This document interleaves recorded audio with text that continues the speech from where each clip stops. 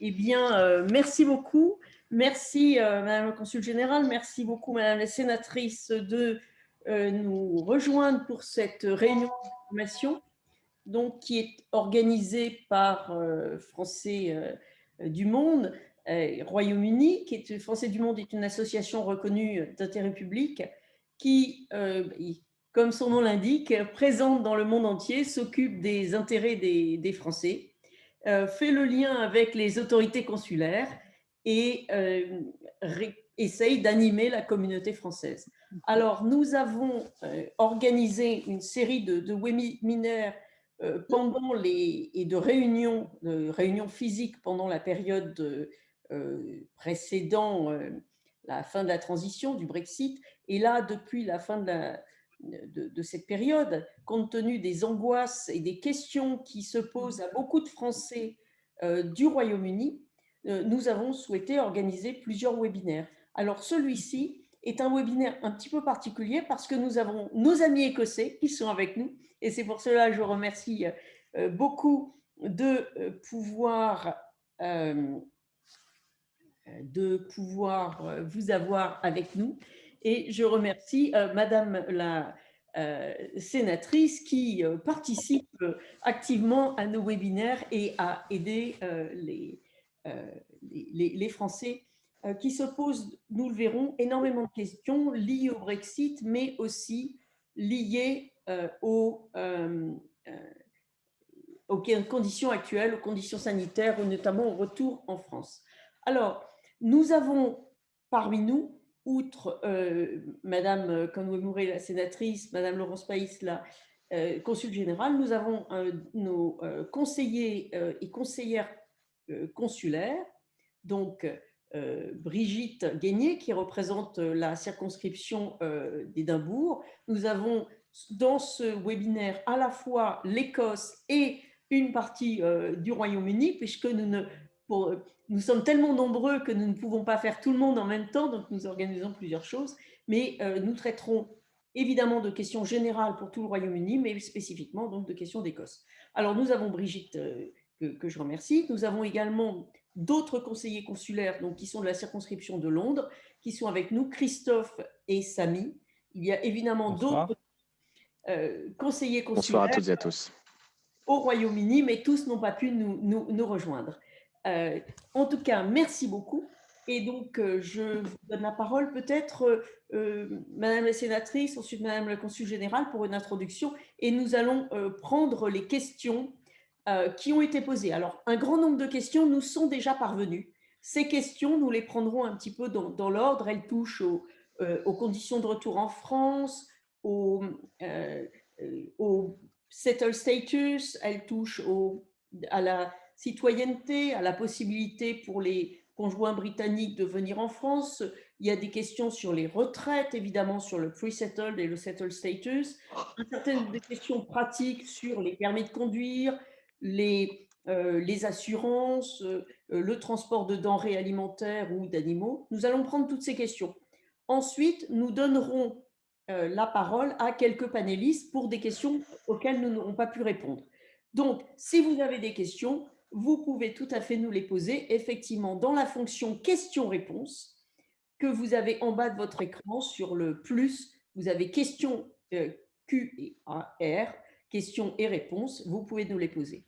Vous pouvez également utiliser la fonction chat, mais c'est beaucoup moins pratique pour nous. Nous ne sommes pas sûrs de vous voir. Voilà, bah écoutez, je vous remercie beaucoup. Madame la sénatrice. Oui, alors, oui, vous m'entendez? Oui, vous m'entendez? Oui, bah, écoutez, vraiment, c'était une course contre la montre pour pouvoir me connecter puisque je n'avais pas de caméra et donc là, je suis sur mon téléphone. Donc, je vais vous dire quelques mots puis je vais essayer de me connecter autrement parce que je ne pense pas pouvoir tenir mon téléphone à bout de bras comme ça pendant plus d'une heure. Bon, d'abord, remercier les organisateurs de nous permettre de rester en contact et je salue bien sûr la présence des élus et également de la consul générale, puisque l'année dernière, avec Catherine, nous avions organisé une réunion le 31 janvier 2020. Nous étions vécu en présentiel. Nous avions visité le consulat, bien sûr, l'Institut. Nous avons fait aussi une masterclass à l'université. Nous avions rencontré une ministre et puis, bien sûr, nos conseillers consulaires Brigitte Gonièvre-Crus et Christian Albuisson. Mais nous avions rencontré la communauté française qui nous avait posé énormément de questions sur le Brexit. Et je pense qu'aujourd'hui, nous avons peut-être encore plus que l'année dernière à la même époque, besoin d'une mobilisation générale à la fois de l'administration et donc la présence de la consul générale est vraiment la bienvenue, des élus, qu'ils soient les élus de terrain ou les parlementaires, et les associations. Et là, pour le coup, Français du Monde joue pleinement son rôle. Parce que je pense que nous sommes dans une période qui est incroyablement compliquée, difficile, qui n'épargne personne, que ce soit générationnel ou sur le plan social, crise sanitaire, mais une crise économique et sociale qui nous touche tous. Et puis, un élément qui est là, un élément complètement personnel et que je vis moi personnellement, qui est la séparation. La séparation des siens, les séparations de ses familles. Et eh bien, le Brexit a ajouté, ou s'est rajouté, finalement, à ces problèmes de mobilité, je crois, qui nous interpellent aujourd'hui tous. Et finalement, ce Brexit, bon, fait en sorte que, bien sûr, la relation euro-britannique ne va certainement pas changer fondamentalement. Le Royaume-Uni ne dérive pas dans l'océan. Donc, nous avons toujours cette proximité géographique et je crois une volonté de part et d'autre de continuer à travailler ensemble. Mais la mobilité est affectée et un grand nombre de changements eh bien, sont en cours. Donc, la réunion de ce soir et toutes les questions qui peuvent être posées, aussi simples ou peut-être personnelles qu'elles puissent paraître, eh bien, sont certainement partagées par des centaines, voire des milliers de compatriotes, et elles sont toutes, bien sûr, les bienvenues. Voilà, donc je voulais simplement finir en vous disant que ce Brexit touche eh bien, 1,5 million de citoyens britanniques, 1,2 million, dont 150 000 en France, et 3,6 millions de citoyens européens, dont 300 000 ressortissants français au Royaume-Uni. Et donc, tout a basculé le 1er janvier, entre donc, minuit le 31 décembre et la première heure du 1er janvier de cette année, avec eh bien, les droits des citoyens européens, donc français, qui eh bien, changent, qui évoluent et auxquels nous devons nous adapter. Donc voilà, je vais simplement terminer cette introduction qui est un petit peu générale pour vous dire que ce soir, je fais mon travail de parlementaire. Je ne peux pas être en présence dans une salle comme ce fut le cas l'année dernière, et je le regrette sincèrement. Et donc, nous continuons à essayer d'exercer notre mandat, c'est-à-dire de venir au contact des Français et des Françaises, d'être bien sûr en lien avec nos élus des Français de l'étranger, donc qui sont des élus de proximité, qui sont nos relais absolument indispensables, et ensuite eh bien, de pouvoir à la fois questionner l'administration, questionner le ministère, notre ministère, donc le ministère de l'Europe et des Affaires étrangères, et essayer de répondre au plus vite et au mieux aux questions et aux attentes de nos compatriotes. Voilà, merci pour votre écoute. Merci beaucoup. Merci beaucoup, Hélène. Madame la consul générale, Laurence, une question ou une remarque peut-être au début en préliminaire, je vais simplement également me joindre à Madame la sénatrice pour vous remercier de l'organisation de ces webinaires et de ces réunions qui effectivement sont très importantes, et remercier également la sénatrice pour son engagement depuis de longue date aux côtés de la communauté française. Je suis ravie d'être ici. Je sais évidemment et je partage les inquiétudes de notre communauté. Comme vous l'avez dit, Madame la sénatrice, ici, nous avons doublé les raisons d'être anxieux, puisque à la crise sanitaire s'est ajouté, ou du moins au Brexit, puisque ça, c'était une donnée que nous avions, s'est ajouté mais malgré tout avec un certain nombre d'incertitudes quant à la négociation ou pas finalement d'un accord.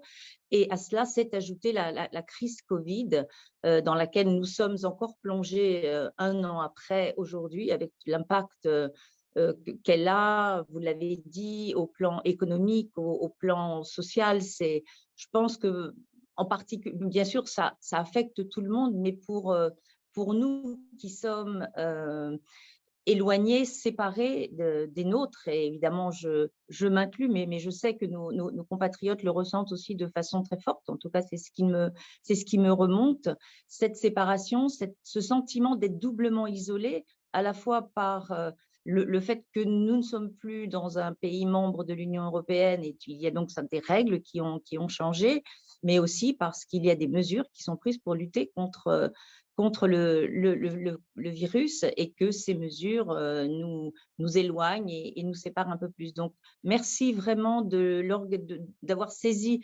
l'opportunité de pouvoir nous réunir au moins virtuellement, et d'associer de cette manière la communauté française d'Écosse et la communauté française du reste du Royaume-Uni, pour pouvoir, moi, à mon niveau, répondre dans la mesure du possible. Je pense que je n'aurai sans doute pas les réponses à toutes les questions, mais en tout cas rappeler à nos concitoyens et à nos compatriotes que nous sommes à leur écoute, et nous essayons de faire de notre mieux pour les aider à passer cette période vraiment difficile. Merci. Merci beaucoup. Alors, je vais commencer puisqu'on a reçu énormément de questions. Les premières touchent aux conditions de retour en France, et notamment la question épineuse des motifs impérieux. Une dame me demande notamment, mais il y a énormément de questions sur le sujet, ma maman a une maladie d'Alzheimer, malheureusement son état se dégrade, est-ce que j'ai la possibilité de retourner la voir, en espérant que ce sera encore à temps. Alors peut-être Madame la Consul Générale ou Hélène, vous avez si vous voulez répondre. Oui, alors je suis encore sur mon téléphone, je vais essayer de me brancher autrement. Oui, alors c'est un sujet aujourd'hui qui est très douloureux. Moi, à la fois qui me désole et qui me met dans une certaine colère, à savoir que depuis des mois, nous demandons à ce que des contrôles sanitaires soient exercés dans les aéroports et dans les ports français. Tout simplement parce que, bien sûr, que nous devons essayer de ralentir la propagation de ce virus, et que on ne peut pas compter simplement sur la civilité des uns et des autres, puisqu'on a bien vu que certains continuaient à faire du tourisme et à penser qu'ils pouvaient se déplacer alors que certains étaient contaminés. On a eu un cas, notamment en France, de 14 ressortissants britanniques qui sont arrivés, dont 10 étaient malades. Bon, avec le nouveau variant, donc ce sont des sujets. Mais moi, ce qui me désole, c'est qu'au lieu de mettre en place des contrôles qui font que, en effet, ceux qui arrivent dans des aéroports doivent présenter des tests, doivent être contrôlés, et que pour ceux qui présentent des symptômes, qu'ils puissent être isolés, comme c'est le cas aujourd'hui à Taïwan, au Canada, enfin dans un très grand nombre de pays qui sont en mesure de contenir l'épidémie. On préfère d'aller vers la solution ultime, c'est-à-dire de dire aux gens, vous n'avez plus le droit de voyager. Bien sûr, c'est complètement illégal, ça va contre le droit international d'un ressortissant de pouvoir rentrer dans son pays librement. Et donc aujourd'hui, il y a un recours devant le Conseil d'État qui, je pense, va certainement être gagné. Mais voilà, donc moi, ce que je continue à faire auprès du ministre de la Santé et auprès du ministre de l'Intérieur, parce que de fait, nos consulats et nos personnels, eux, n'y sont pour rien. Ce sont des décisions politiques qui sont prises, et non pas des décisions qui sont prises pour des raisons sanitaires, ou en mettant des conditions sanitaires en place. Donc, c'est le ministère de l'Intérieur aujourd'hui qui est responsable de ce décret qui est sorti, qui est très contesté.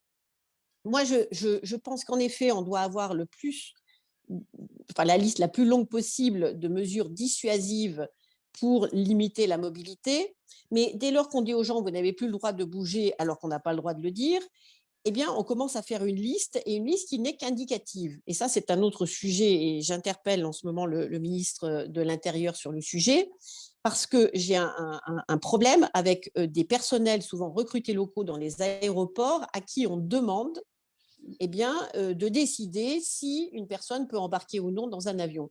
La personne n'est pas habilitée, c'est parfaitement illégal de le faire, et nous avons des gens qui se retrouvent dans des situations ubuesques où ils ont en effet un motif impérieux pour eux. Ce ne sont pas des gens irresponsables qui vont en France se balader. Ils y vont pour de bonnes raisons et on les empêche de monter dans un avion.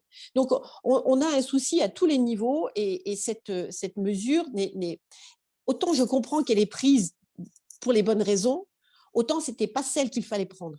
Et donc, c'est le rôle des parlementaires d'essayer de trouver une solution, d'interpeller les ministres pour qu'ils reviennent sur des décisions qui ne sont pas forcément bonnes, et essayer de trouver une solution le plus rapidement possible. Parce que ce n'est pas de mon fait de pouvoir intervenir, et souvent c'est dans l'urgence, enfin, on a des situations qui sont dramatiques, pour essayer de faire en sorte que des personnes qui ont vraiment besoin de venir en France puissent venir. D'autant que ce sont des ressortissants français qui ont tout à fait le droit de rentrer au pays. Voilà. Donc, moi, je ne suis pas dans la polémique, c'est vraiment pas mon style. Hein.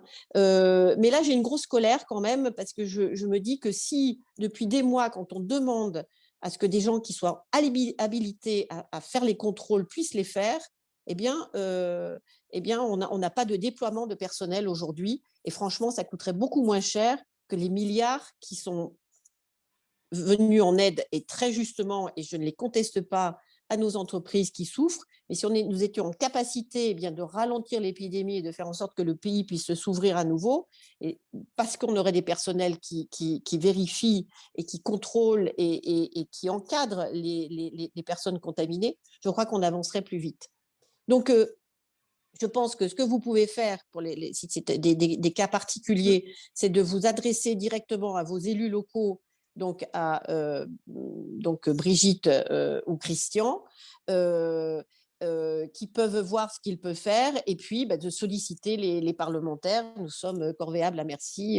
C'est pour ça que nous avons choisi cette fonction d'élu. Voilà, désolée d'être un peu longue, mais je veux vous dire la frustration qui est la nôtre de façon générale, parce que nous sommes dans une situation qui est très compliquée, et qui n'est absolument pas le fait de notre administration. Hein. C'est le fait d'un ministère, et le ministère des Affaires étrangères, enfin de l'Europe et des Affaires étrangères, est tenu de mettre en place les décrets qui sont signés, et d'ailleurs, il n'a pas été signé par M. Le Drian. Merci beaucoup. Madame le consul, quelque chose à ajouter? Non. Ah, il faudrait que vous remettiez votre micro. D'abord, remercier la sénatrice d'avoir été très, très claire sur le fait qu'effectivement, et en particulier, nous, au consulat, que ce soit à Londres ou à Édimbourg, nous n'avons pas une grande marge de manœuvre à ce sujet. Donc, lorsque nous recevons ce type de demande, je dirais effectivement, regardez sur l'attestation le motif impérieux dans le cas là, de cette dame qui a sa maman dont l'état de santé se dégrade. Moi, je lui conseillerais de se munir d'un maximum de documents prouvant l'état vraiment, je ne veux pas dire ultime, mais extrêmement grave de sa maman. Le fait que le voyage ne puisse donc pas être reporté parce qu'elle prend le risque que peut-être, malheureusement, la santé de sa maman se dégradera. Mais comme l'a dit la sénatrice, c'est au moment de l'embarquement que malheureusement, enfin, la compagnie, il y aura 2 étapes. Il y aura déjà, au moment de l'embarquement, la compagnie aérienne devra accepter ces documents et estimer qu'effectivement, ils seront recevables au moment de l'arrivée sur le territoire français. Et puis, au moment de l'arrivée, la police de l'air et des frontières qui jugera de la recevabilité ou non. Donc, malheureusement, la situation est ainsi. Donc, moi, je conseille dans tous les cas les motifs impérieux pour raison de santé. Évidemment, lorsqu'un membre de la famille est décédé, mais lorsque quelqu'un est gravement malade, a besoin absolument de l'aide ou de la présence de sa famille en provenance du Royaume-Uni, de le démontrer, d'apporter le maximum de documents pour pouvoir se rendre en France. Vous doublez en plus là ces difficultés du fait que pour l'Écosse et pour le reste du Royaume-Uni, en tout cas, les autorités écossaises sont très, très fermes là-dessus. Nous n'avons pas interdiction parce qu'effectivement, ça n'est pas possible, mais nous ne devons pas nous déplacer, sauf effectivement motif impérieux. Donc, c'est la même situation sans attestation ici en Écosse. Merci beaucoup. Merci beaucoup pour ces réponses. Et passons maintenant à une autre question qui intéresse énormément, au plus haut point, les Français résidant en Écosse, mais aussi tous les Français qui ne résident pas à Londres, et qui concerne les passeports. La difficulté très, très particulière liée au Brexit est que le settled status figure sur le passeport. Que, en plus, alors, la carte d'identité est encore acceptée, mais enfin, pour pouvoir rentrer en toute sécurité, je parle après le lockdown, il faudra un passeport. Aujourd'hui, il est quasiment impossible d'obtenir un rendez-vous de passeport à Londres, et par ailleurs, il n'y a évidemment pour les habitants d'Écosse, je ne pense pas qu'il y ait de je dirais si c'est le cas, mais je ne pense pas qu'il y ait de tournée consulaire prévue. Donc, qu'est-ce qu'on peut faire? Parce qu'on risque de se retrouver dans une situation extrêmement difficile où, à la fin du lockdown, tous les Français qui ont besoin de faire refaire leur passeport pour leur settled status ou tout simplement pour repartir en France parce qu'ils n'ont pas pu le faire depuis plusieurs mois, vont se précipiter. Et comment avons-nous, au consulat, avez-vous les moyens de régler tout ce backlog de problèmes? Alors, question à la consul d'abord, mais ensuite je crois que notre sénatrice pourra répondre, elle peut peut-être nous aider. Oui, non, mais moi, je n'ai pas de réponse à apporter, si ce n'est que l'année dernière, je crois que notre visite avait précédé une tournée consulaire. Voilà, donc c'était bien. Et là, je ne peux pas revenir pour qu'une tournée consulaire ait lieu, mais en tout cas, je peux faire pression, en effet, utilement, si la consul générale le souhaite, pour l'aider à obtenir des tournées consulaires un peu plus fréquentes. Voilà, c'est tout ce que j'aurais à dire sur le sujet. Merci. Merci, merci. Alors effectivement, je sais que c'est un point sensible et à juste titre. Pour le moment, obtenir des rendez-vous à Londres, je sais qu'il y avait eu, nos conseillers pourront en dire peut-être un petit peu plus. Et il y avait eu peut-être un petit souci informatique, mais le consulat est ouvert et obtenir son passeport, renouveler son passeport constitue une priorité. Donc, si vous n'arrivez pas à obtenir un rendez-vous parce que le système de prise de rendez-vous n'est pas optimal, c'est le même à Édimbourg et c'est vrai que ça, bon, parfois il y a des bugs. On en a eu d'ailleurs récemment. Vous pouvez écrire, il y a vraiment une adresse, je vous la rappelle, écrire.londres-fslt@diplomatie.gouv.fr en expliquant les raisons pour lesquelles vous souhaitez un rendez-vous et les demandes de renouvellement de papiers d'identité, de passeport, que ce soit pour le settled status ou pour une autre raison, sont traitées en priorité. Donc, le consulat est ouvert, il y a des rendez-vous chaque jour. Ça ne devrait pas être un trop gros problème, si ce n'est ce problème informatique. Mais bon, encore une fois, je ne peux pas répondre non plus pour Londres. Bon, pour Édimbourg, évidemment, la question ne se pose pas puisqu'on ne peut pas déposer de demande de papier d'identité à Édimbourg. Bon, ça, c'est une décision qui a été prise.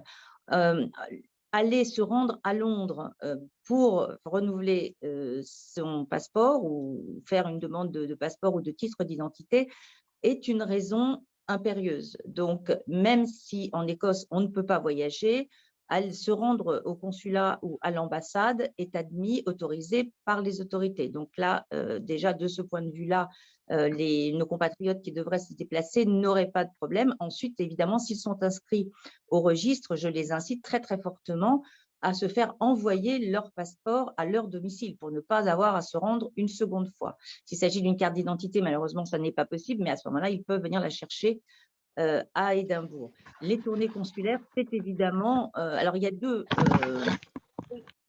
réponses, on va dire. La réponse de plus court terme, c'est multiplier les tournées consulaires. L'an dernier, nous avons été les seuls à bénéficier au Royaume-Uni de 2 tournées consulaires. Je sais que c'est insuffisant, mais il y a une forte demande dans le nord, dans l'ouest de l'Angleterre, en Irlande du Nord. Donc, nous avons été en quelque sorte privilégiés puisque nous avons bénéficié des 2 tournées consulaires. Là, les conditions sanitaires… Marc, est-ce que tu peux te mettre en silence, en mute, s'il te plaît, Marc-Frédéric? Là, les conditions sanitaires et donc de circulation ne permettent pas de fixer d'ores et déjà des dates pour une prochaine tournée consulaire, mais je peux vous assurer que je le rappelle régulièrement à mes collègues à Londres, mais qui en sont tout à fait conscients. C'est vraiment, voilà, là, pour l'instant, nous sommes tous un petit peu bloqués. Je remercie la sénatrice de l'appui qu'elle me propose et je ne manquerai pas de faire appel à elle si c'est nécessaire, mais vraiment tout le monde a vraiment envie d'aider nos compatriotes en Écosse. Tout le monde est conscient de la difficulté, pas de la difficulté, mais en tout cas, pour certains, oui, de la difficulté quand on est au nord ou dans une île de l'ouest de l'Écosse. Ça n'est pas simple. La deuxième solution, mais qui est d'un petit peu plus long terme et à laquelle je sais que nos autorités réfléchissent, c'est la dématérialisation, de réfléchir à comment on peut faciliter le dépôt de la demande, comme on le fait par exemple pour les visas. Ça, c'est en réflexion. Là aussi, évidemment, tout cela doit se faire en lien avec le ministère de l'Intérieur, puisqu'il y a avant tout une question de sécurité qui est mise en avant. Mais je sais que notre ministre, secrétaire d'État chargé des Français de l'étranger, Jean-Baptiste Lemoyne, est tout à fait mobilisé sur cette question qui permettrait de faciliter la vie de nos compatriotes plus éloignés de Londres, qu'ils soient en Écosse ou qu'ils soient, encore une fois, au Pays de Galles, au nord de l'Angleterre ou en Irlande du Nord. Oui, merci beaucoup. Et effectivement, je pense que si nous avons besoin si vous avez besoin d'aide pour obtenir davantage de moyens du ministère, je pense qu'il s'agit vraiment d'une situation particulière aujourd'hui. C'est-à-dire que il y a non seulement la nécessité du passeport pour le voyage, mais il y a aussi le fait que le settled status est inscrit dans le passeport. Et donc, c'est aussi ce qui inquiète énormément de gens. Donc, ça pourrait peut-être qu'on peut demander à notre sénatrice un appui pour que vous puissiez avoir davantage de moyens temporaires, mais pour régler cette question qui va vraiment se poser, parce que oui, on peut écrire au consulat, mais c'est très, très difficile. À Londres, ils sont aussi complètement submergés. Samy et Christophe, qui sont à conseil consulaire à Londres, peuvent le confirmer et intervenir, mais c'est très, très difficile. Il faut rajouter, ne serait-ce que temporairairement, des moyens. Vous savez, je vais simplement revenir à l'automne dernier, nous avons eu le débat budgétaire et le ministre de haute lutte a fait en sorte que des économies ne soient pas demandées à son ministère, mais ça fait des années que ce ministère rend régulièrement des postes, tout simplement parce que, bien sûr, comme tout ministère, la masse salariale représente une grosse partie des dépenses. Et quand Bercy, c'est-à-dire le ministère des Finances, demande des économies, forcément, on les trouve sur les postes. Bon,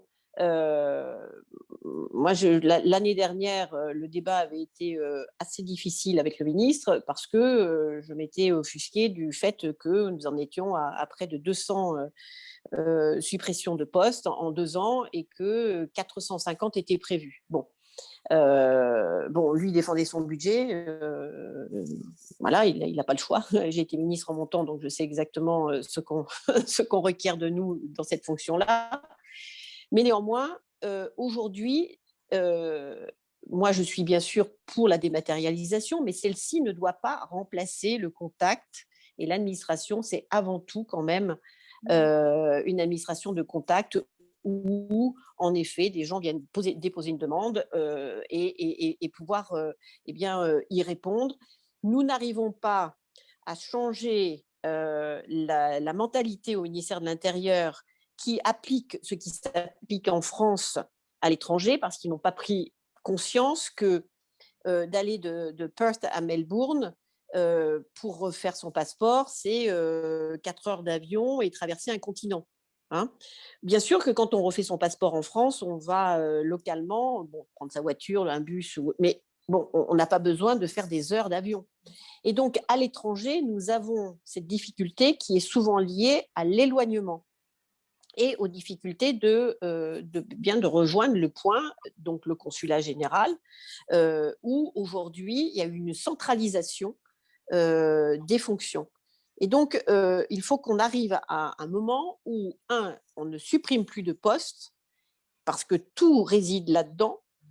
Si on n'en supprime plus et qu'on pourrait en avoir, en effet, et je vais faire la demande suite à ce qui est proposé, pour avoir un renfort, même temporaire, c'est bien une histoire de moyens, où on a besoin d'avoir des gens dans des bureaux qui instruisent les demandes qui sont faites. Et on a besoin de gens qui soient capables, avec une valise, de faire une tournée consulaire et d'enregistrer les demandes de renouvellement de passeport aussi.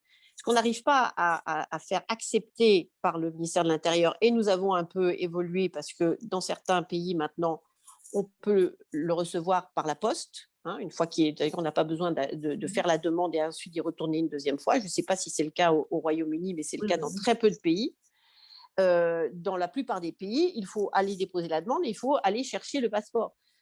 Donc voilà, moi je milite depuis des années, mais je n'ai pas été entendue pour que les consuls honoraires puissent remettre le passeport, par exemple, et déjà éviter cet éloignement, parce que les consuls honoraires sont par essence répartis dans une circonscription et donc un peu plus proches des personnes. Voilà. Mais vous savez, c'est de haute lutte à chaque fois qu'on a une petite avancée. Et malheureusement, le ministère de l'Intérieur, et son nom l'indique, réfléchit pour la France et applique des mesures et des directives qui s'appliquent aux Français de l'Hexagone, mais qui n'ont pas les difficultés que nous rencontrons. Si je peux juste apporter une petite précision et peut-être une ou deux précisions. S'agissant, j'ai vu dans le chat pour le settled status, en fait, lorsque les personnes, si les personnes n'arrivent pas à ont un papier d'identité périmé, ils peuvent demander leur settled status s'ils ne l'ont pas déjà fait avec. Ça, c'est autorisé. Donc, les autorités britanniques ont tenu compte probablement, je ne sais pas, s'ils ont tenu compte ou réfléchi aux difficultés qui pourraient surgir, mais donc vous pouvez tout à fait demander votre status, même si votre passeport ou votre carte, alors votre passeport en l'occurrence, parce qu'il faut le faire de façon dématérialisée, et périmé. Et ensuite, une fois que vous aurez renouvelé votre passeport, vous mettrez à jour votre settled status. Donc, ça n'est pas, voilà, ça n'est pas rédhibitoire. Ça n'est pas parce que votre passeport n'est plus valable que vous ne pouvez pas, jusqu'au 30 juin, demander votre settled ou pre-settled status. S'agissant de la remise de l'envoi des passeports, donc je vous confirme, Madame la sénatrice, que le Royaume-Uni, c'est possible au Royaume-Uni, et heureusement, fort heureusement, et on incite, je sais qu'à Londres, on incite nos compatriotes à le prévoir et à se faire envoyer leur passeport à leur domicile. Je crois que maintenant, 25% des passeports sont envoyés à domicile, alors que l'an dernier, je crois que c'était autour de 5%. Donc, il y a vraiment une progression. Et les consuls honoraires peuvent remettre, heureusement, les titres d'identité s'ils sont français. Si les consuls honoraires ne sont pas français, à ce moment-là, ça n'est pas possible. Mais s'ils sont français, c'est tout à fait possible. Donc, voilà, heureusement, c'est une grande aide. Eh bien, merci beaucoup. Alors, juste pour bien préciser, donc en fait, comme vous venez de le dire, il est possible de demander son settle status avec un passeport périmé, mais en fait, il faudra ensuite, dès que vous avez le nouveau passeport, demander aux autorités britanniques de réinscrire votre settle status sur la puce en fait de ce nouveau passeport, plus exactement de réinscrire le numéro de votre passeport, nouveau passeport, donc dans leur système. Donc c'est quand même assez compliqué et ça risque effectivement de gêner un certain nombre de personnes. Alors peut-être que Petite précision, Catherine. Oui, quelqu'un voulait préciser, je crois. Toute petite précision, excuse-moi de t'interrompre. Le consul nous a confirmé, et Madame la consul générale pourra le confirmer, que cette démarche peut maintenant se faire en ligne. Hein, le changement de passeport, et j'ai répondu à une question sur le Q&A, du changement passage de carte d'identité à passeport, ça peut désormais se faire directement sur le site de HMRC. Donc le changement voilà, donc il n'y a pas besoin de renvoyer son passeport. Le changement de passeport peut se faire directement en ligne, donc la procédure est beaucoup plus souple. Madame la consul générale peut confirmer. Voilà. Oui, non, tout à fait. Je le confirme, et ça, c'est le cas. Ce sera le cas également pour des personnes qui ont fait leur demande l'année dernière, et puis leur passeport va arriver à échéance dans 1 an, 2 ans, en tout cas avant la limite des 5 ans. Et il faudra, en fait, à tout moment, dès que l'on change quelle que soit la raison, ça peut être une perte aussi de ces papiers, on refait de nouveaux papiers. À ce moment-là, il faut en ligne, et ça se fait, me dit-on, très rapidement, mettre à jour en fait son dossier de settled ou de pre-settled. Ben, écoutez, merci beaucoup. Pardon, si je peux juste ajouter quelque chose, j'ai répondu aussi au Q&A à 1 ou 2 personnes qui sont bloquées en France, et je leur disais qu'ils pouvaient faire leur demande de passeport dans leur mairie locale, enfin une mairie qui est apte à délivrer des passeports. La seule chose, c'est qu'il faut être certain de pouvoir rester suffisamment longtemps pour récupérer le passeport. Mais s'ils sont bloqués en France, il y a 1 ou 2 personnes qui posaient la question, ils peuvent le faire localement, faire leur passeport dans une mairie qui est apte à le faire, tout en restant sur place pour la retirer. C'est la seule chose. Mais merci beaucoup, Brigitte, on peut faire ces papiers d'identité partout. Donc, un Français qui serait, entre guillemets, bloqué voilà, en France ou même dans un autre pays pourrait s'adresser au consulat général de ce pays pour faire refaire ces papiers. Mais là, évidemment, la contrainte, c'est que dans ce cas-là, il ne peut pas bénéficier de l'envoi à domicile. Donc, il doit être là. Un passeport prend 15 jours à 3 semaines. Très bien. Eh ben, merci beaucoup. Effectivement, une précision intéressante. Alors, pour changer un petit peu de sujet, nous avons un certain nombre de questions sur le séjour en France des conjoints britanniques. Alors, pour préciser, évidemment, parce que certaines personnes étaient un petit peu inquiètes, si vous êtes français, même après le Brexit, vous conservez tous les droits qui sont attachés à votre nationalité. Bien évidemment, vous avez le droit de séjourner en France autant que vous voulez, en dehors évidemment de cette période très, très difficile. Là, nous parlons hors Covid. Donc, la question se pose pour le séjour en France des conjoints et conjointes britanniques. Quelles sont les règles qui s'appliquent désormais? Qui peut répondre? Alors moi, je peux commencer, puis peut-être que la consul générale peut compléter. Bon, c'est vrai que le Brexit, c'est la fin de la circulation et de l'installation facile. Hein. Donc, pour les ressortissants britanniques, alors il n'existe pas de visa pour les courts séjours en France qui sont de 3 mois sur 6 mois. D'accord ? Donc là, pour les courts séjours, il n'y a pas besoin donc de visa. Après, au-delà des 3 mois, les ressortissants britanniques devront demander la délivrance d'un titre de séjour, par exemple un visa type long séjour visiteur.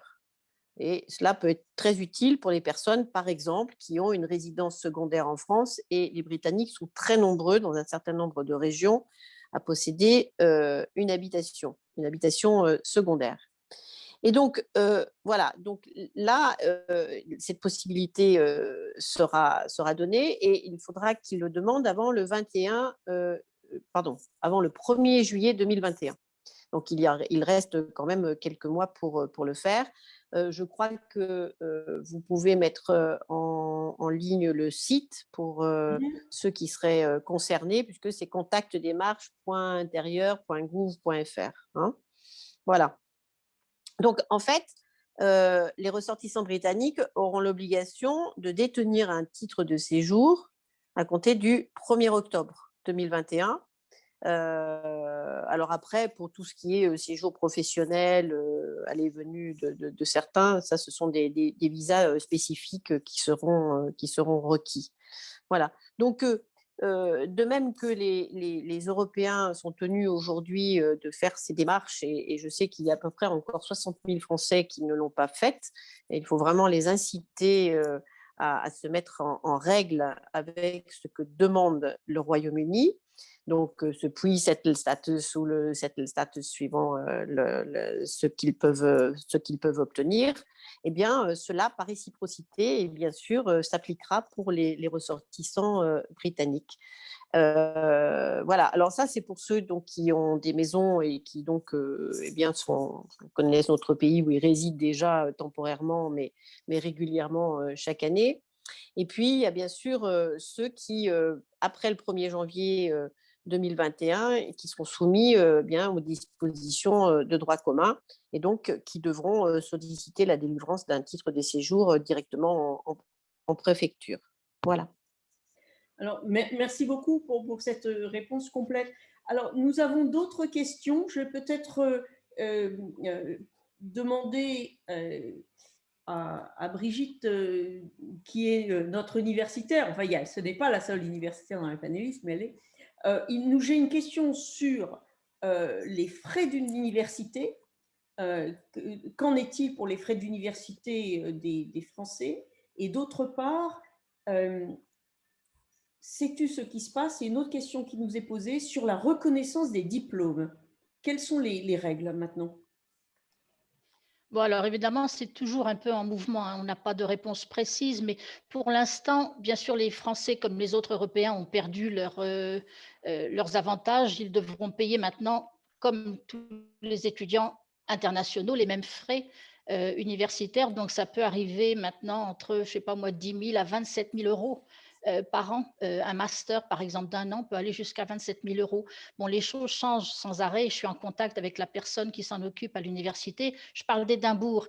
Et bien sûr, ici, les universités sont indépendantes et peuvent choisir des règles différentes. Mais maintenant, les Français vont devoir payer comme tout autre étudiant venant n'importe où dans le monde. Bien sûr, il y a beaucoup de choses. Il y a des liens que je peux envoyer, faire passer sur le site. Oui. Où on peut voir qu'il y a aussi des éléments comme si l'étudiant a déjà un settled status ou un pre-settled status, s'ils ont un autre passeport peut-être, comme ça arrive des fois d'avoir des binationaux. Là, il y a des tas de choses qui vont changer, donc c'est assez individuel. Il faut vérifier à chaque fois. Au niveau des équivalences de diplômes, j'ai revérifié également. Normalement, quand c'est au niveau universitaire, comme par exemple s'inscrire ici, on a l'habitude depuis longtemps avec tous les programmes Erasmus et autres de trouver des équivalences. Donc, je ne pense pas qu'il y aurait de problème vraiment pour des étudiants venant suivre des études. Dans l'autre sens, pour les étudiants britanniques qui repartiraient vers la France, je pense qu'au niveau, c'est pareil, universitaire ou des diplômes de langue seront reconnus sans trop de problèmes. Ce qu'on m'a bien précisé, c'est si on veut un peu monnayer ce diplôme au niveau professionnel, là, il y aura peut-être plus de difficultés ou de choses à étudier. Peut-être que pour avoir un travail, il faudra justifier un petit peu plus son diplôme ou avoir des équivalences. Mais là aussi, c'est vraiment à considérer presque à chaque fois. Mais il y a des liens très, très faciles à retrouver et clairs que je peux mettre après sur le chat ou en ligne pour les gens qui veulent avoir d'autres renseignements. Oui, merci beaucoup. Si je peux me permettre une petite précision, Brigitte, Oui. tu l'as évoqué rapidement, mais je pense que ça mérite d'être souligné. Les fees pour les Français qui ont le settle status restent les home fees, hein, donc les mêmes droits de scolarité pour les Britanniques. Plusieurs personnes ici ont posé la question voilà, sur quel type de droit avec le settle status, hein. J'ai répondu à quelques questions sur les droits à la retraite, c'est des choses qui reviennent régulièrement. en rappelant que la portabilité des droits était toujours maintenue, hein, ça figure dans l'accord de retrait. J'ai mis le lien dans la réponse que j'ai formulée. Donc, des personnes qui ont cotisé en Angleterre gardent leurs droits. Et avec le settle status, parmi les droits qui sont préservés, il y a le droit à avoir les frais de scolarité, les frais d'université au même titre que des étudiants, voilà, des étudiants britanniques. Donc, c'est quand même un des gros avantages du settle status. D'accord ? J'ai répondu aussi à quelques questions sur la question des soins, désormais depuis le Brexit, les soins en France, la possibilité de se faire soigner en France. Là aussi, j'ai mis le lien. L'ancienne European Health Card a été remplacée parce que, bien évidemment, le terme European ne pouvait pas rester. Donc, elle s'appelle désormais la Global Health Card. Et elle offre le même type de droit. Là, elle vous donne la possibilité de vous faire soigner et rembourser de vos soins, soigner en France et rembourser de vos soins en Angleterre comme vous le faisiez auparavant. Je crois que les European Health Cards demeurent valables jusqu'à leur date d'expiration, me semble-t-il. Madame la Consul générale acquiesce de la tête. Merci. Voilà. Voilà.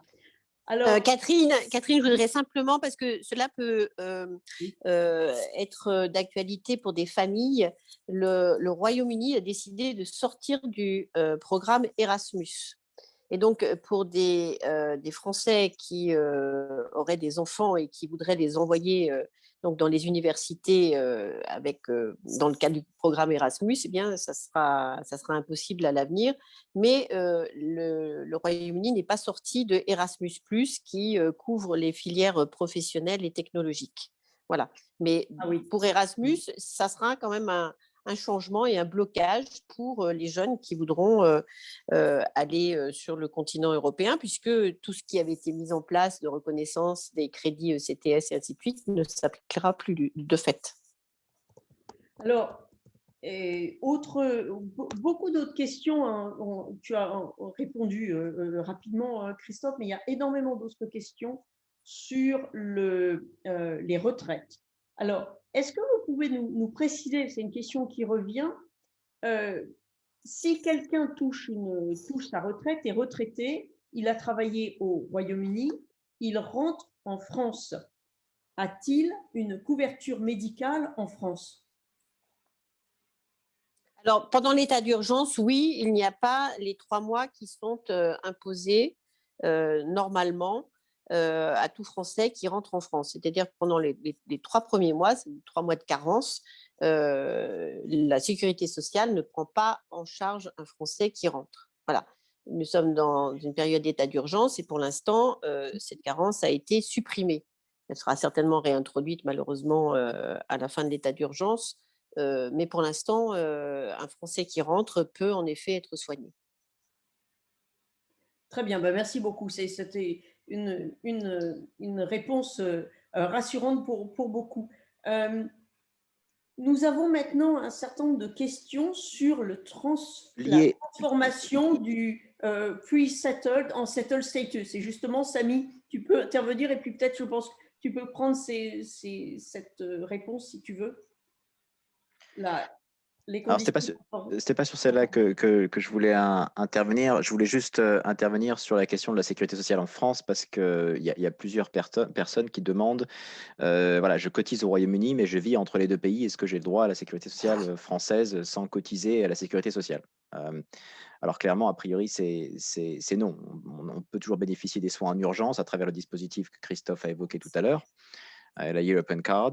En revanche, on ne peut pas bénéficier de la carte vitale et de la sécurité sociale sans cotiser, évidemment, à la sécurité sociale française. Donc voilà, on ne peut pas jouer sur les deux tableaux, mais toujours avoir droit à un remboursement des frais hospitaliers obtenus en urgence grâce à la Global Health Card ou à l'ancienne European Health Insurance Card que nombreux d'entre nous avaient et ont pu d'ailleurs utiliser au cours des dernières années. Il y avait aussi des questions sur, alors je regarde, sur le settled status et la différence entre le settled status et le indefinite leave to remain, permanent residency. Donc voilà, nous confirmons effectivement que même si vous avez le indefinite leave to remain, il est fortement conseillé de demander le settled status ou le pre-settled status selon ce à quoi vous avez droit, car c'est cela qui garantira vos droits dans le cadre de l'accord de retrait et de départ du Royaume-Uni de l'Union européenne. Donc, il faut absolument le faire. Même si en principe, il y a une équivalence, mieux vaut le faire parce qu'avec la digitalisation croissante de tous ces dispositifs, il vaut mieux s'assurer et demander le settled status. Donc voilà, c'est les questions auxquelles je souhaitais répondre. Il y a des questions aussi sur les travailleurs transfrontaliers. Peuvent-ils être exemptés de la septaine ou de la quatorzaine en France comme au Royaume-Uni? Alors ça, je n'ai pas la réponse. Est-ce que notre sénatrice ou la consul générale pourrait apporter des éléments de réponse? Écoutez, je préfère que la consul générale réponde parce que les transfrontaliers entre pays européens ne sont pas affectés puisque de fait, ils traversent la frontière tous les jours.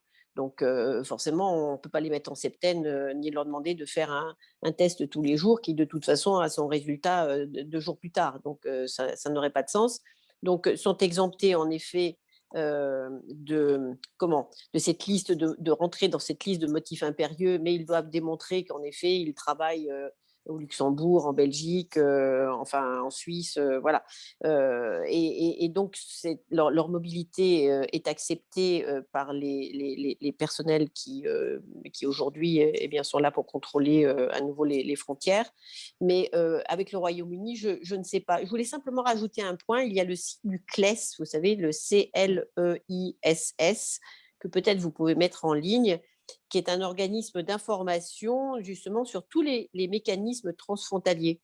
Et je pense qu'il y a suffisamment de mouvements entre le Royaume-Uni et la France, et d'ailleurs d'autres pays européens, pour qu'il y ait une information spécifique. Sincèrement, je n'ai pas eu le temps de regarder, mais peut-être que la consul générale le sait. Alors, je vais essayer de vous répondre peut-être à compléter parce que, bon, nous, en Écosse, on n'a pas beaucoup de frontaliers, évidemment. Mais là, il se trouve que j'ai eu un exemple il y a 2 jours à Londres. Donc, quand on est frontalier, on a quand même un pays dans lequel on réside. D'accord? Donc là, le cas dont j'ai été informée, c'est une personne qui réside à Londres et qui donc va travailler en France et puis revient à Londres. Donc, ça se fait dans ce sens-là. Elle est exemptée de la quarantaine au Royaume-Uni, mais pas de la septaine en France. Donc, j'en déduis qu'on ne peut pas être exempté des deux, mais qu'on doit on est considéré par le Royaume-Uni comme un frontalier, donc on est exempté, mais par contre, la France ne vous considère pas, c'est ce que j'en conclus, comme un frontalier, ce serait dans l'autre sens à ce moment-là. Mais encore une fois, à vérifier tout de même sur les sites qui, je pense, sont plus précis que cela. Mais là, c'est un cas réel. Donc, si vous résidez au Royaume-Uni et que vous vous rendez en France comme frontalier pour donner des cours et que vous revenez, vous n'avez pas la quarantaine au Royaume-Uni, mais vous avez la septaine, apparemment. En France. Ouais, en France. Alors après, il faut voir le système de dérogation à la septaine qui est quand même cadré aussi. Et les Britanniques imposent quand même les tests et donc les 210 livres pour les tests. Alors ça, c'est lorsque vous effectuez, vous venez d'un des pays sur la liste rouge, les 33 pays, vous êtes en quarantaine et vous faites un test le 2e jour et le 8e jour. Et le kit, effectivement, coûte 210 livres. Alors, je vois qu'il y a une question qui nous est posée sur quelqu'un, alors en dehors du hors confinement, hein, à la fin du lockdown, quelqu'un veut emmener ses 2 chiens en France, et je pense que notre camarade de l'association Marc Frédéric, qui a eu le problème, peut répondre. Marc. Oui, absolument. Alors, pour ce qui est de vos animaux, évidemment, l'ancien passeport européen ne marche plus, ayant le nom européen dedans. Donc, ce qu'il faut, c'est vous procurer ce qu'on appelle un Animal Health Certificate qui vous sera fourni par votre vétérinaire. Faites quand même attention parce que pas tous les vétérinaires sont en mesure de l'établir. Et il faut que votre chien soit bien évidemment micropucé et qu'il ait son carnet de vaccination à jour. Donc, il faut demander le document 10 jours avant de partir et il est valable pendant 4 mois dans toute la zone Schengen, ainsi que l'UE, l'Irlande du Nord, etc. Donc, il y a quelques pays, si c'est pour la France, il n'y a pas plus de besoin que ça. Pour certains des pays, il faut faire aussi un traitement vermifuge. Ça se limite à la Finlande, la Norvège, Malte et la République tchèque. Voilà. Ouais. Si c'est pour revenir au Royaume-Uni ou pour venir au Royaume-Uni et que vous habitez en France, il faut un passeport européen des mascottes. Si c'est ou un passeport de mascotte européen fourni par le Royaume-Uni avant le 1er janvier ou un GB Pet Health Certificate. Voilà. Mais vous pourrez voyager pendant 4 mois avec vos chiens. Donc, le Royaume-Uni a dit qu'ils essayent de convaincre la Commission européenne de revenir en tant que part one dans les statuts des animaux pour faciliter le transit. Mais pour l'instant, ils n'en sont pas là. Voilà. Non. Je mettrai quelques liens sur le chat. Oui, merci beaucoup. Oui, ça peut être utile, effectivement. Alors, d'autres questions aussi, on fait vraiment dans des questions très, très pratiques, mais ça permet de Juste une petite chose, Catherine, juste une petite ponctualisation par rapport à ce dont parlait Samy avant, excuse-moi. Le gouvernement britannique fait maintenant des publicités en disant si vous êtes permanent resident, vous devez quand même faire le settle status. Même si vous êtes permanent resident, il faut aussi le faire pour vos enfants. Ce n'est pas parce que vous l'êtes qu'il ne faut pas le faire pour les enfants. Donc, on vous prie très chaleureusement de le faire. Voilà, excuse-moi. Tout à fait, on vous demande de le faire. Alors, petite question là, peut-être, qui concerne le pre-settle status. Et donc, j'ai obtenu en mai dernier un pre-settle après 4 ans au Royaume-Uni. Je suis rentrée en France travailler pendant 1 an. Que se passera-t-il si je souhaite retourner au Royaume-Uni en septembre 2021 ? Je pense que la réponse, mais peut-être que la consul me le confirmera, il me semble que malheureusement, cette personne pourra rentrer, mais en fait, au bout de 5 ans, elle ne pourra pas obtenir le settle status, puisqu'elle est restée plus d'1 an, plus de 6 mois, pardon, à l'extérieur du Royaume-Uni. C'est cela ? Oui, malheureusement, oui, c'est cela. Donc, plus de 6 mois sur une période d'1 an. Ouais. Effectivement, oui. Effectivement, c'est rédhibitoire.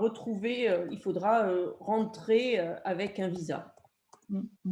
Pardon, est-ce que je peux juste, parce que je n'ai pas réussi à répondre dans le chat, quelqu'un, donc je rectifie ce que j'ai dit, effectivement, les tests, c'est pour tout le monde, pas uniquement pour la liste rouge. La liste rouge, c'est à l'hôtel, et en Angleterre, enfin en tout cas hors Écosse, vous pouvez écourter cette quatorzaine si vous faites en plus, et c'est encore payant, un test au bout du 5e jour et qu'il est négatif. D'accord. Mais ça n'est pas valable en Écosse, où là on a uniquement les 10 jours. Effectivement, donc ça rend le travail transfrontalier extrêmement difficile avec tout cela. Donc, il faudrait peut-être que nous demandions est-ce que vous pensez pouvoir demander, puisqu'il y a plusieurs questions sur les transfrontaliers aussi qui nous ont été envoyées par avance, est-ce que vous pouvez poser la question aux autorités britanniques concernant le statut de transfrontalier ? Enfin, pour Londres, c'est vrai que c'est… Enfin, pour l'Angleterre, je veux dire, Oui. ça a plus de sens que… Oui, bien sûr. Ça a plus de sens, peut-être. Je sais qu'il y a le mur d'Adrien, mais enfin, pour l'instant, l'Écosse appartient toujours au Royaume-Uni. Non, mais Voilà. je pensais pour des gens qui faisaient l'aller-retour, le travail en France, Royaume-Uni. Nous avons aussi des Anglais sur le chat, pas seulement des… Oui, j'ai bien compris. Non, mais c'est un petit clin d'œil, Oui. puisque l'année dernière, nos amis écossais mettaient des petites lumières quand nous y sommes, Oui. nous sommes baladés. Il faisait d'ailleurs pas très chaud, mais c'était le mois de janvier, sur leurs fenêtres pour montrer qu'ils étaient encore là et bien rattachés à l'Europe. Donc c'était simplement un clin d'œil pour les amis écossais, c'est tout. Oui, absolument. Merci beaucoup. Peut-être d'autres questions touchant aux prestations sociales. Quelqu'un qui a obtenu des droits au chômage parce qu'il a travaillé en Grande-Bretagne, conserve-t-il la portabilité des droits? C'est-à-dire que s'il rentre maintenant, non, je vous vois déjà. Mais… Pardon, oui, non, peut-être que nos conseillers peuvent plus à même de répondre que moi, mais non, dans le nouvel accord, Oui. il n'est pas possible d'exporter les prestations de chômage en France et ni réciproquement. Par contre, évidemment, quand vous rentrez en France, vous retravaillez. Et si vous retravaillez, à ce moment-là, à nouveau, vos droits au chômage courent. Mais non, on ne peut pas les exporter. Il n'y a plus de Puisque portabilité des droits. Puisque nous sommes sur les droits, je crois qu'il faudrait revenir peut-être sur la question des retraites, puisque nous n'avons pas donné de réponse. Et la réponse est que les droits acquis restent acquis jusqu'au 31 décembre 2020. Donc, où toutes les périodes d'activité en France peuvent être prises en compte pour l'ouverture et le calcul des droits à la retraite au Royaume-Uni. Mais après le 31 décembre 2020, ces périodes ne pourront pas être prises en compte de la même façon. Donc, il faut savoir que tous ceux qui résidaient au Royaume-Uni ou en Écosse, en Angleterre ou en Écosse, avant le 31 décembre 2020, tout reste acquis. Pour ceux qui sont arrivés après, à partir du 1er janvier, les choses vont être un petit peu différentes. Voilà. Donc, ça peut peut-être aussi rassurer la majorité de ceux qui sont connectés ce soir. Oui, merci. Merci beaucoup. Question sur l'envoi, et je pense que Samy, tu y avais travaillé un petit peu, la question d'envoi de cadeaux entre les deux pays, ou d'une part, ou alors tout simplement de transport de fromage dans sa valise, dans un sens et dans l'autre. Du transport de haggis et de whisky ou de Stilton, de Beaujolais. Qu'en est-il? Qu'est-ce qui est autorisé? Qu'est-ce qui n'est pas autorisé? Pardon, tu me l'as posé à moi? Oui, je pense que tu avais travaillé dessus. Non, je suis pas certain d'être le mieux placé. Je crois en revanche que il me semble que c'est Christophe qui est certain. Qui fait du transport. C'est juste que certains j'ai biens regardé ça parce que la consommation. Tu fais du transport de camembert, c'est ça? Eh bien. Voilà. Alors. Un bon Normand, pour ce qui est du transport est un bon Normand. de camembert en général, alors, monsieur le consul général m'a fait remarquer que j'étais dans l'illégalité. Nous n'avons plus le droit de faire passer d'un côté comme de l'autre de la frontière des produits alimentaires. Et je me suis aperçu que voilà, je l'avais fait régulièrement. Je ramenais mon saumon d'Aberdeen ou mon Stilton d'Angleterre. Et en fait, on n'a pas le droit, mais on l'a en fait jamais eu. Donc voilà, ça c'est pour l'anecdote. En revanche, petite précision, certains d'entre vous s'en sont peut-être rendus compte en faisant des achats en ligne sur des sites européens. Aujourd'hui, les conditions ont été extrêmement durcies. Je peux mettre le lien d'un très bon article d'ailleurs du Guardian ou des douanes britanniques. Le montant désormais à partir desquels on doit s'acquitter de droits de douane est extrêmement faible puisque c'est 39 livres. C'est un montant extrêmement faible et à partir de ce montant, donc même s'il s'agit de petits cadeaux, c'est-à-dire que même vous faites venir des ouvrages, enfin quelques livres de France, etc., ça peut être soumis à partir donc de 39 livres à la TVA locale, éventuellement des droits de douane, et en général, l'expéditeur vous fera payer des admin fees. Donc, dans l'article du Guardian que je peux mettre en ligne, il prenait l'exemple d'un manteau importé sur un site en ligne d'une valeur de 200 livres et le manteau arrivait à la sortie à 400 et quelques livres avec tous les frais.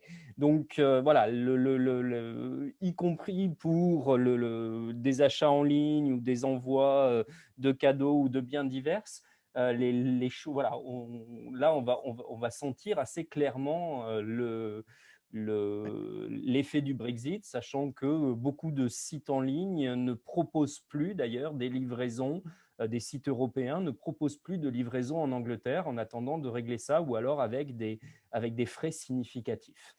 Alors là, je vais mettre le lien sur le chat. Ouais. Alors, on vous parle de crottin de Chavignol. Il me semble que le crottin de Chavignol peut voyager entre la France et la Grande-Bretagne, mais le Stilton ne peut pas voyager entre la Grande-Bretagne et la France, ni l'Europe, parce que l'Europe ne veut pas. Tu peux aller vérifier, le consul disait que tous les produits laitiers et alimentaires, voilà. C'est ça, c'est produits laitiers, viande, poisson, voilà, c'était déjà interdit. Et pour des autres produits, il y a des limites de quantité, hein, exactement, également. Même si on peut les amener, mais il y a des limites de quantité. Effectivement, juste pour rejoindre ce que disait Christophe, ceux qui ont essayé de se faire livrer des choses de France récemment, alors il y a eu des interruptions de fret liées au Covid. Il y a deux choses qui sont télescopées, hein. Il y a le Covid, la pandémie et le Brexit. Donc il y a eu des interruptions de fret qui ont fait que certaines choses n'ont pas du tout pu se faire livrer. Mais même lorsque le fret va reprendre de manière quasi normale, les frais de livraison ont déjà augmenté de façon très très substantielle. On a pu le remarquer. Alors, merci. Donc, je suis en train de vérifier. Je pense que nous avons déjà répondu à énormément de questions.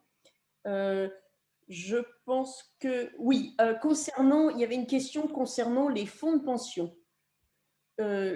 Alors, il s'agit, peut-on transférer son fonds de pension britannique en France? Alors, il me semble que la réponse, qui ne dépend que des autorités britanniques, en fait, est que vous pouvez transférer votre fonds de pension en France si vous avez plus de 55 ans. Le fisc britannique considère qu'à partir du moment où vous avez bénéficié de réduction d'impôts sur les cotisations, vous ne pouvez reprendre cet argent que dans les mêmes conditions que des Britanniques, c'est-à-dire après 55 ans. La France est beaucoup plus large sur la possibilité de sortir de l'argent des fonds de pension. Donc, vous ne pouvez pas transférer de l'argent d'un fonds de pension britannique vers un fonds français. Ça n'a rien à voir avec le Brexit, ça date de 2017. Voilà. C'était la réponse à cette question qui est posée, puisque beaucoup d'entre nous ont des retraites en fonds de pension, parce que c'est le système britannique de retraite. Alors, autre question, quelqu'un peut-il y répondre? Que se passe-t-il en cas de déménagement? Est-ce que si vous déménagez avec vos camions, vos meubles, vos tableaux ou ce que vous avez dans votre maison, est-ce que vous payez des droits de douane en cas de déménagement si vous rentrez en France? Alors, le consul y a répondu pareil lors d'un dernier webinaire. Il n'y a pas de taxation, bien sûr, sur des effets personnels et sur les déménagements. Donc, bien évidemment, vous ne paierez pas de taxes sur vos déménagements. Et si je peux juste rajouter, je ne sais pas si Guillaume Bazard l'avait indiqué, vous demandez un certificat, vous pouvez demander un certificat de changement de résidence au consulat. D'accord. D'accord. Et là, ça permet donc d'avoir cette franchise.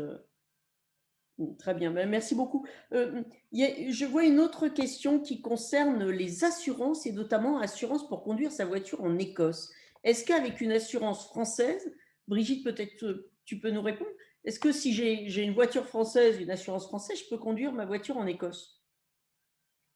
Je sais, j'ai vu une ou deux questions, oui, on en avait parlé précédemment. Je pense simplement, il me semble me rappeler que pour l'instant, on pouvait garder son permis de conduire pour conduire français, je veux dire pour conduire en Grande-Bretagne, et les permis britanniques encore pour conduire sur le continent. Je ne sais plus, est-ce qu'il y a des nouvelles choses qui ont changé, je ne suis pas certaine.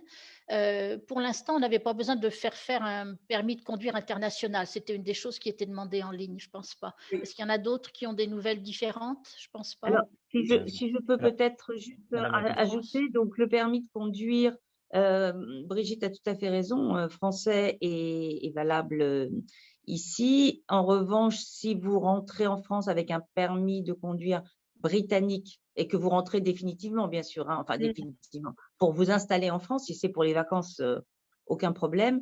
Si c'est, vous le gardez, vous circulez avec. Si c'est pour vous installer en France, vous avez 1 an, me semble-t-il, pour le changer, le transformer auprès de la préfecture en permis français.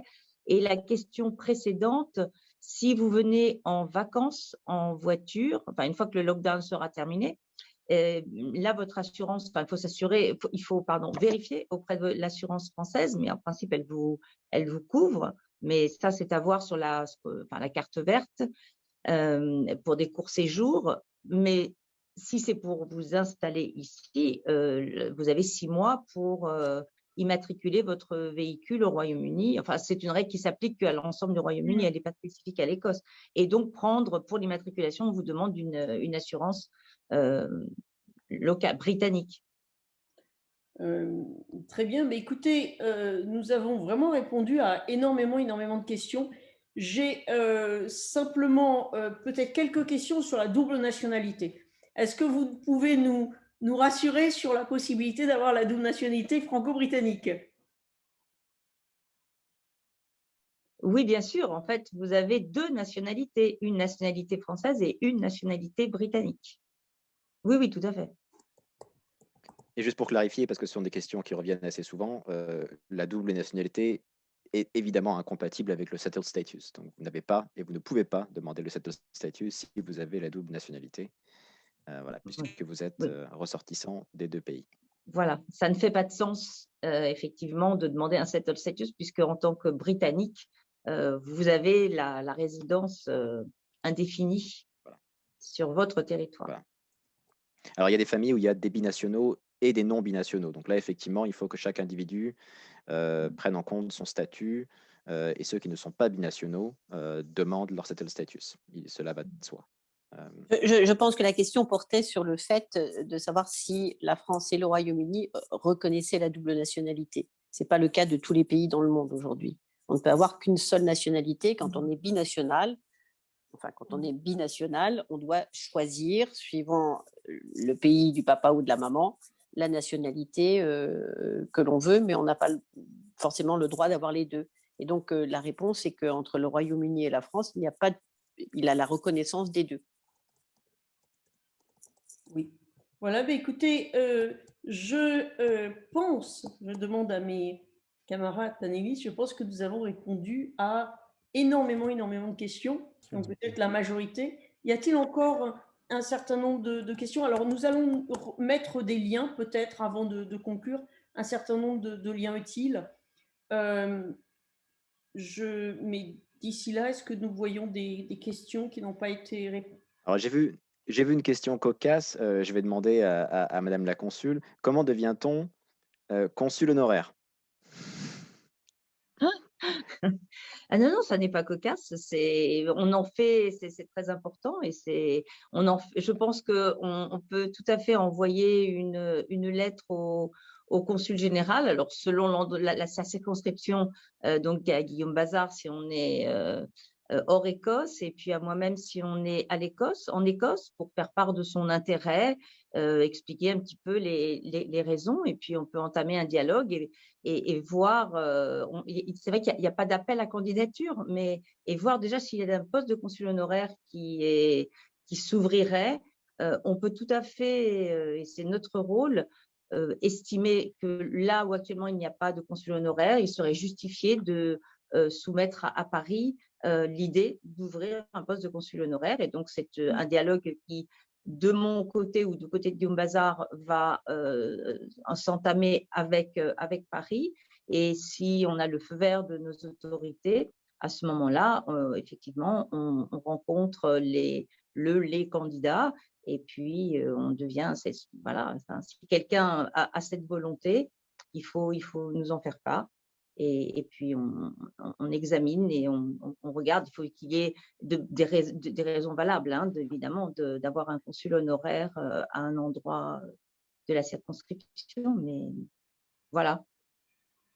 Moi, je pense que l'existence des consuls honoraires, comme l'existence des conseillers des Français de l'étranger, aujourd'hui est d'autant plus d'actualité dans un monde finalement où la mobilité est réduite pour toutes sortes de raisons, ne va pas forcément revenir à ce que nous avions auparavant, et que nous avons cette obligation de repenser ce que nous avons fait, à savoir en effet de centraliser, de dématérialiser et ainsi de suite, pour avoir ces relais. Un consul honoraire, c'est un relais, c'est quelqu'un qui, en effet, peut être contacté, comme les élus le sont localement, et qui sert de relais auprès de l'administration, qui est représentée ce soir par Madame la Consule Générale et par nos ambassades et nos consulats partout dans le monde.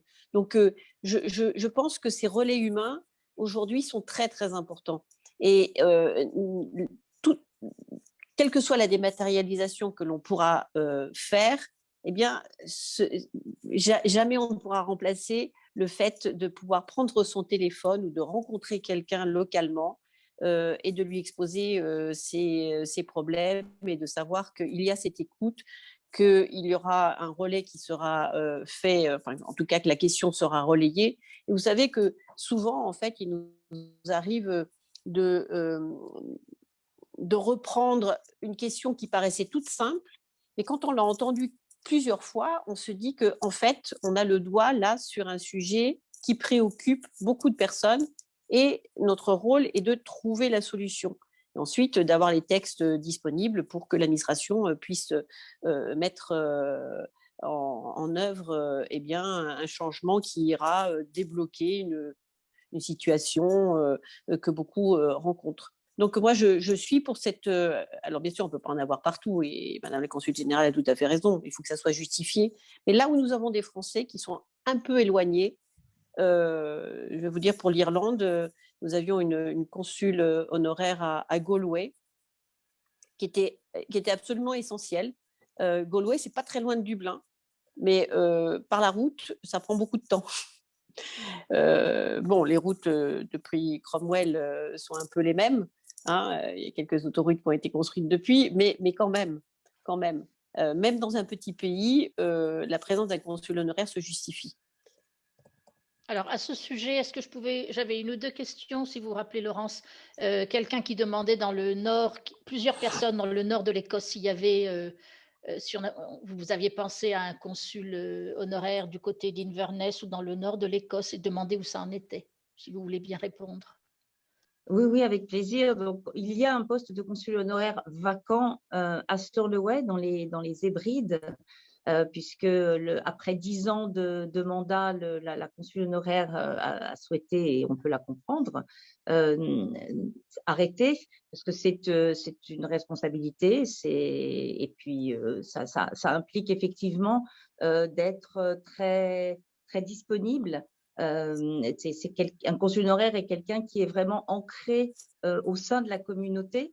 Ce n'est pas quelqu'un de passage, contrairement à nous. Et en Écosse, où il y a en temps normal énormément de touristes français, c'est aussi quelqu'un qui va être extrêmement sollicité à certaines périodes de l'année. voilà, par des Français, alors dans le meilleur des cas qui ont perdu leur papier, mais parfois pour des cas plus dramatiques, et il faut les aider à voilà, dans des problèmes de santé ou autres. Donc ils sont effectivement vraiment à la proximité immédiate de nos compatriotes.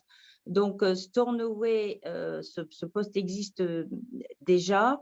Mais bon, c'est vrai qu'il est un peu spécifique parce que les Hébrides, c'est une petite communauté, mais il y a beaucoup de passages, notamment de passages de bateaux et de marins français. Et c'était l'une des raisons qui avait justifié d'ailleurs de créer ce poste.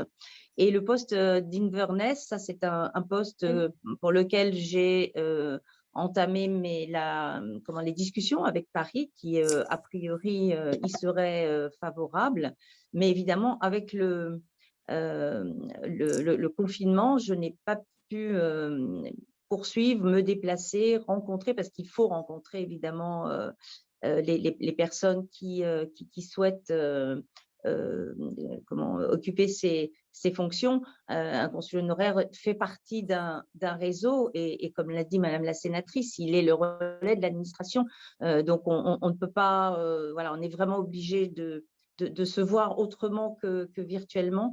Mais donc, c'est un projet vraiment, je pense, qui va avancer, qui va se concrétiser. Moi, je n'attends que le feu vert des autorités écossaises pour pouvoir retourner, voilà, voyager et surtout aller à la rencontre de mes compatriotes. Et donc, Inverness sera certainement, je pense, un endroit où il y aurait besoin d'un consul honoraire. Il y a une communauté française quand même de 300, je crois, de mémoire, français enregistrés hein, dans les registres des Français de l'étranger, mais sans doute davantage. Et puis surtout, à la belle saison ou à la moins belle saison, c'est un endroit de passage pour les touristes qui est très important. Et puis, c'est là aussi, politiquement, où se trouve la capitale des Highlands and Islands. Et donc, c'est aussi quelqu'un qui peut être, pour moi, un relais auprès des autorités locales, qui est aussi important, puisque je ne peux pas, même en temps normal, me déplacer dans tous les councils autant que je le souhaiterais. Après, beaucoup plus au nord, nous avons eu un consul honoraire au Shetland et le poste a été supprimé, je pense, il y a 3 ans. Donc, il y avait certainement de bonnes raisons, peut-être une absence d'activité qui faisait que voilà, ça ne semblait plus justifié. Donc, c'est pour ça, c'est vraiment évolutif. Bon, bien sûr, nous avons le consul honoraire à Aberdeen, ça va de soi, on a une grosse communauté. Donc, voilà, c'est un petit peu, oui, c'est évolutif. Si on avait tout d'un coup énormément d'activités de Français qui s'installaient à Thurso, par exemple, on pourrait y réfléchir. Mais pour l'instant, c'est vrai que je pense que c'est Inverness qui va avancer en priorité, et bien sûr Stornoway, mais là, il faut que je puisse m'y rendre, et ça n'est vraiment malheureusement pas d'actualité pour le moment. Merci. Alors, une dernière question, est-ce que vous savez quand est la prochaine tournée consulaire? Voilà. J'aimerais le savoir, c'est ce que je crois qu'on l'a un petit peu évoqué. Il faut attendre la fin du confinement, en tout cas, que l'on puisse reprendre à la fois les déplacements pour que nos collègues qui viennent de Londres puissent venir en toute sécurité, et puis pour nos compatriotes qui viennent au consulat. Pour l'instant, nous traitons les urgences en priorité. On reçoit uniquement sur rendez-vous. Donc, une tournée consulaire dans les conditions actuelles ne serait pas envisageable. La semaine prochaine, la First Minister devrait annoncer un petit peu son plan, on va dire, pour les semaines qui viennent. Les écoles, ça peut donner des indications, les écoles vont commencer tout doucement à reprendre la semaine prochaine avec vraiment les maternelles et ce qui correspondrait au CP, CE1, je pense chez nous, une partie du primaire. Donc, on voit que c'est tout de même très lent et très progressif. Voilà. Donc, nous le suivons, et avec Londres, avec Guillaume Bazard, dès que ce sera possible, on annoncera une date. Mais pour l'instant, on ne peut pas. Eh bien, merci beaucoup. Écoutez, je vois que nous arrivons vraiment au terme et que nous avons répondu à peu près toutes les questions. Il y a vraiment d'autres questions, peut-être un peu plus précises ou plus personnelles, que nous sommes très heureux de prendre par email, si les gens nous répondent. Je crois qu'on a remis à plusieurs reprises le lien vers notre boîte email que je remets immédiatement, qui est contact@françaisdumonde.co.uk. Moi-même, les conseillères consulaires, nous vous répondrons, ainsi que tous les autres camarades de l'association, Thomas, Marc-Frédéric, qui sont aussi là ce soir. Merci à notre conseillère consulaire, nos conseillers présents, Brigitte, Christophe et Samy. Et évidemment, merci à Madame la Consul Générale d'avoir co-animé ce webinaire. Merci beaucoup, Madame la Sénatrice, d'être encore avec nous, parce que c'est cette présence régulière. Et là, nous avions donc à la fois l'Écosse et une partie de l'Angleterre.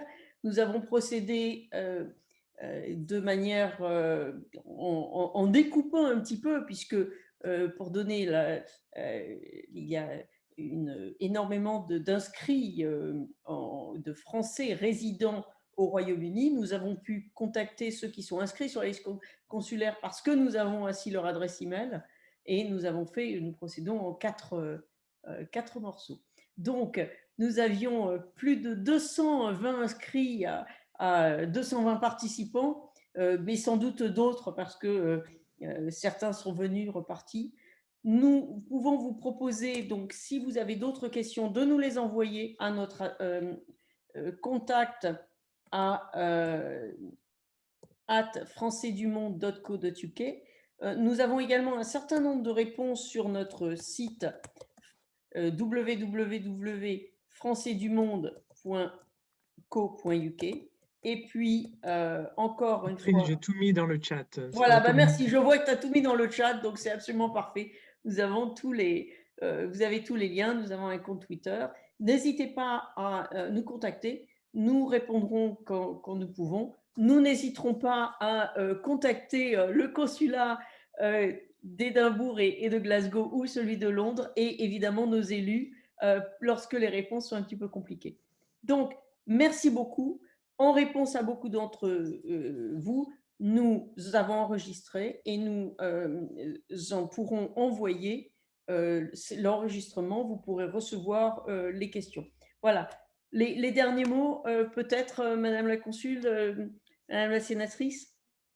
Je laisserai le dernier mot à Madame la Sénatrice. Simplement vous dire merci de cette invitation et remercier bien sûr tous les conseillers des Français de l'étranger, mais en particulier Brigitte et Christian qui n'est pas là, et David Lusso, qui sont des soutiens importants pour moi et pour nos compatriotes. Donc, merci à tous de ce travail et comme vous l'avez dit, je reste évidemment à l'écoute. N'hésitez pas à me renvoyer des questions. Si je peux vous aider, je le ferai bien volontiers. Merci beaucoup. Et merci à Madame la Sénatrice de son engagement et de sa proposition de soutenir ma demande de tournée consulaire ou de consul honoraire. Oui, ça sera fait dès demain matin. Oui, non, il faut être efficace. Félicitations à Français du Monde, vraiment. Je crois que les associations n'ont jamais autant démontré combien elles sont nécessaires aujourd'hui pour recréer un petit peu d'humanité dans ce monde où nous communiquons par écran interposé. Et de se dire que nous sommes capables quand même de rester à l'écoute, d'être attentifs et surtout de faire preuve de solidarité. Donc, un petit clin d'œil à tous les amis d'Écosse. L'année dernière, nous étions là. Hein. Bon, l'année prochaine, peut-être, Espérons que ce sera le cas. Je choisirai peut-être pas forcément le mois de janvier pour revenir. Je crois qu'il y a des saisons qui sont plus appropriées. Mais bon. Et puis, au nord de l'Angleterre, aussi tous les amis voilà, qui sont là, vous dire que je pense à vous et que nous continuons à travailler et surtout être mobilisés pour vous et rendre les choses le plus simple possible dans un moment un peu tourmenté. Voilà, mais nous allons en sortir. Et nous allons nous revoir, je l'espère, plus tôt que plus tard. Merci pour votre invitation. Merci à tous. Au revoir et bonne soirée. Merci. Merci. Merci à Merci tous. à toutes Au et à revoir. tous. Bonne soirée. Au revoir. Au revoir. Au revoir. Merci. Au revoir. Merci.